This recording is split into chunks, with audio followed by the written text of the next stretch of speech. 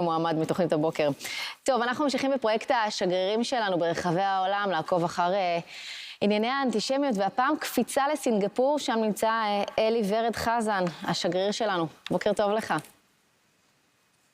בוקר טוב טל, ממרחק של 8,000 קילומטר ו6 שעות הפרש. מה המצב שם בסינגפור בבוקר? רגע, עכשיו, זה קדימה או אחורה? סליחה, אני לא מעודכנת. קדימה, 1:55 בצהריים. נו, מה מצבכם? איך אתם עוקבים אחרי התפתחויות?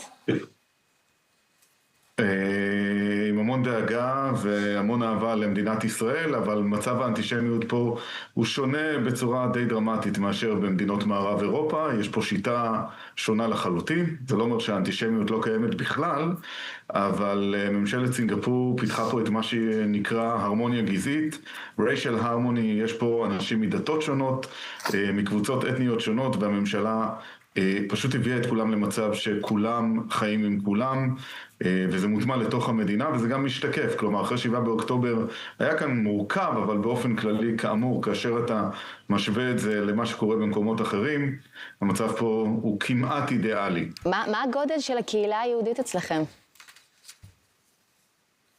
יש כאן פחות או יותר 100 יהודים מקומיים שלאורך המאה ה-19 והמאה ה-20 היגרה מעיראק דרך הודו לסינגפור, ויש כאן בין 1,500 ל-3,000 ישראלים, אנחנו לא יודעים את המספר המדויק, שנמצאים ומקיימים פה פעילות יהודית וישראלית לעילה בכללים הסינגפוריים, אבל זה קיים. אני אתן לך דוגמה. אתמול עשינו את מבצע דוגו בסינגפור, זאת הפעם השנייה. מבצע דוגו, הפלאפל המפורסם של ניצול השואה, זיכרונו לברכה, שנפטר, אז גם אצלכם מבצע דוגו. כן, בהשתתפות קהילות אחרות. כן, יפה מאוד. כן, אז ככה אנחנו עושים את זה. יפה, תגיד, בסוף סינגפור וישראל פועלות בשיתוף פעולה מאוד מאוד משמעותי. איך זה בא לידי ביטוי בפעילות שלך בשטח?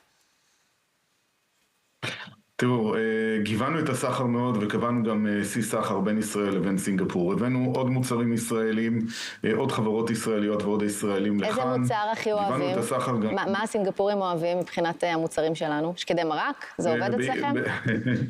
הסינגפורים אוהבים בעיקר מוצרים שיגרמו להם בעיקר ליהנות, אבל לא רק. ככל שזה מדובר במדינת ישראל, אז יש כאן באמת שורה של דברים. אני אתן לך דוגמה, AI, סייבר, חקלאות אפילו, למרות שסינגפור היא מדינה מאוד מאוד קטנה, אבל היכולות הישראליות הן אדירות.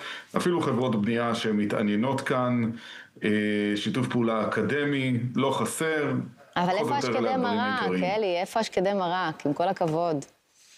את יודעת שבאים לפה מלא ישראלים, אז הם מביאים שקדי מרק. אנחנו מאוד מתגעגעים גם לקוטג' וגם לקרמבו. יפה, השאלה למה יותר, לקוטג' או לקרמבו. אלי ורד חזן, תודה רבה לך, ודש לסינגפור, תהנה, תודה רבה. תמשיך לייצג אותנו בכבוד. תודה. כן, איפה בנט?